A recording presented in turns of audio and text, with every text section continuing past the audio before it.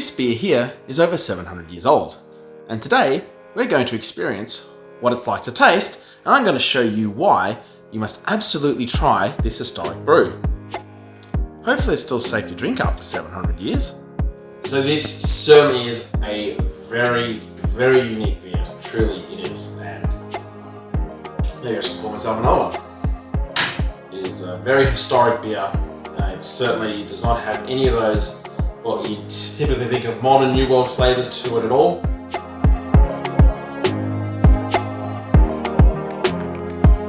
Hey everyone, the Grodziskie that we brewed on the channel a few weeks ago is now ready to crack open and taste. So this is a beer that is known as the Champagne of Poland and is a historic Polish beer. It is traditionally made with oak smoked wheat malt and local Polish hops. Now, for the version that we made, just to give you a recap, was not made with oak smoked wheat malt. We used a substitute instead. We used 50-50 pale wheat and smoked barley malt, and we also used Styrian hops to make that beer as well.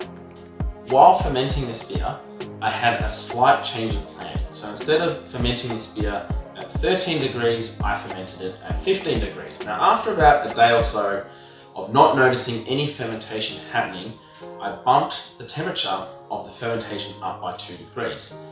Now, it's possible the fermentation would have started if given enough time, but usually the ale yeast that I'm used to using usually start fermenting pretty quickly. Now, this yeast is German ale yeast. Now, I've not used this yeast before, so it's possible it could have started, but I didn't want to necessarily take the risk. This also meant that the diacetyl rest for this beer, instead of being at 18 degrees, happened at 20 degrees. But aside from that, everything went well.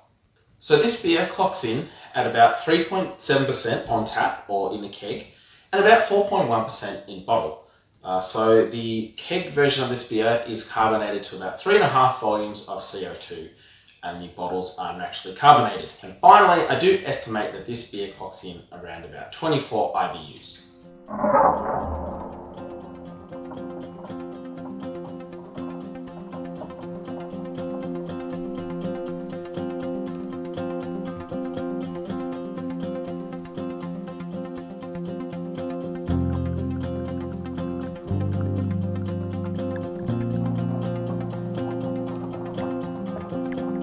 So there we go, a Grodziskie in the flesh, right from the tap. So, I mean, the first thing I notice is that big, white, fluffy head.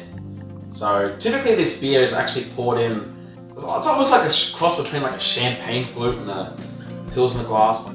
Pretty foamy is how it is served. So the beer is fairly clear. It does have a slight haze to it. It is a good looking beer, relatively clear, big fluffy head.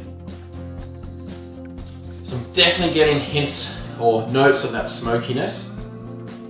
Though it is slightly baking. Sweetness in it as well, some of that like wheat sweetness. I'm not really getting much hoppiness either. Let's go in for the taste.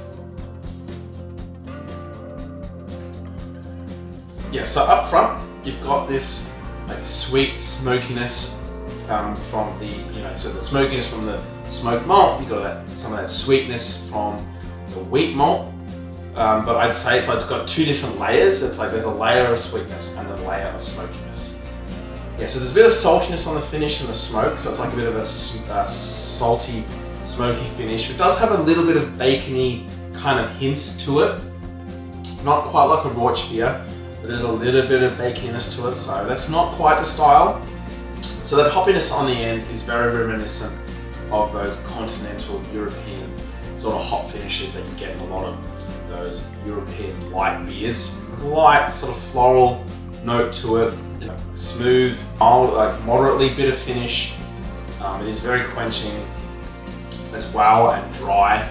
Just like on a hot day, or in my case here where I've got you can't see it, but there's a fireplace down there below which has got the fire on because it's a cold night, and when it's hot you could really sort of like go through a couple of these. It's very quenching.